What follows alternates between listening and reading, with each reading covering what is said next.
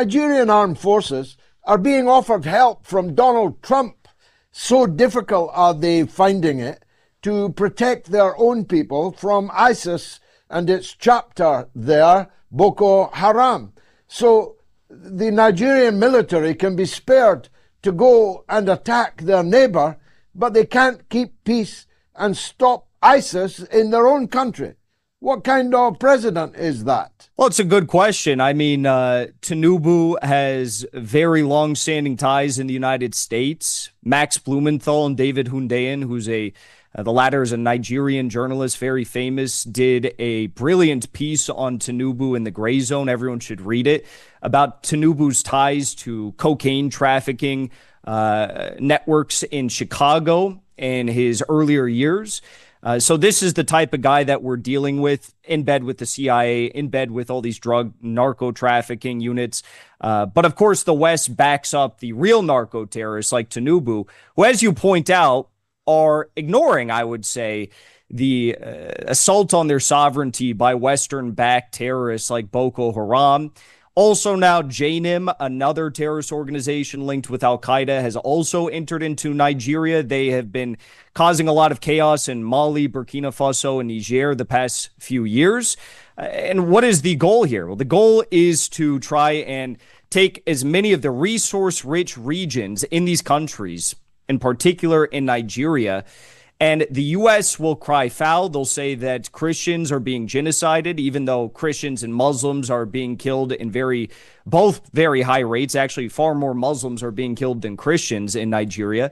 And then Eric Prince or some other private military contractor will get to send in their mercenaries to Nigeria, and they will take up all of the resource-rich land, the mineral-rich land, the gold-rich land in Nigeria, and illegally steal all of the resources.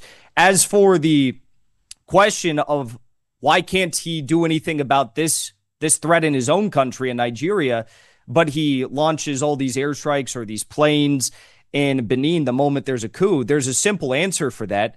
President Macron of France gave a call to Tinubu today under the guise that there was a new offensive led by the Boko Haram terrorists in Nigeria.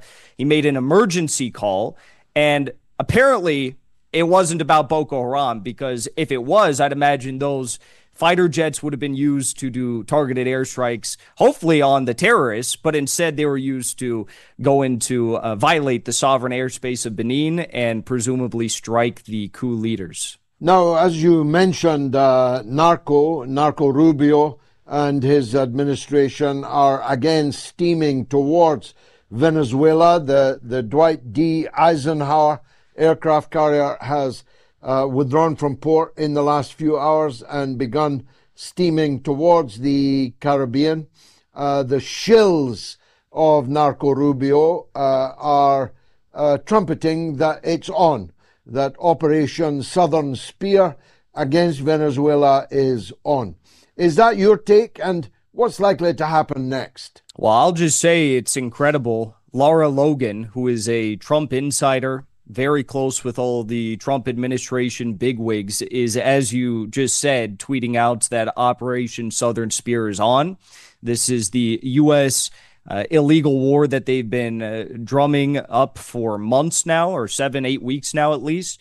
And tomorrow in Caracas, I believe, because what is today? Is today the 7th or the 8th? So it's on the 9th and the 10th, we're going to see about 5,000 to 6,000 people from all across the world standing in unison with the Venezuelan people travel to Caracas and participate in 2 days of major events to try and voice their opposition for this illegal war, which is a total sham if it's being under the guise of combating narco-terrorism for many reasons. But of course, the biggest and most recent reason of all is Trump just pardoned Juan Hernandez, the former president of Honduras, who is sitting in a U.S. prison cell for the next 45 years as a result of his involvement and directing of a massive narco network out of Honduras while he was president. So I can't believe that they would begin this operation right now at a time when 5,000 to 6,000 people from all across the world are going to be there. I wish I was there with all of them right now. I wish I was in Caracas. I know we have some mutual friends that are there. And all I got to say is I'm praying for everyone's safety, the Venezuelans and those who are traveling there in defiance of the U.S. war hawks. Well, that's two big enchiladas. Let's go to the biggest of the enchiladas, the current state of affairs in the NATO-Russia war. I've been listening all day to Donald Trump Jr., for example, who's a remarkably eloquent critic of the Ukraine. He said, and I quote, Ukraine is fantastically more corrupt country than Russia. I've been listening to Tucker Carlson saying he hopes to go back to Russia because the last time he was there, I can only describe it as magnificent. The statement even of General Kellogg, who's on his way out, all seem to indicate that the Americans are going full steam ahead to get a framework to bring the war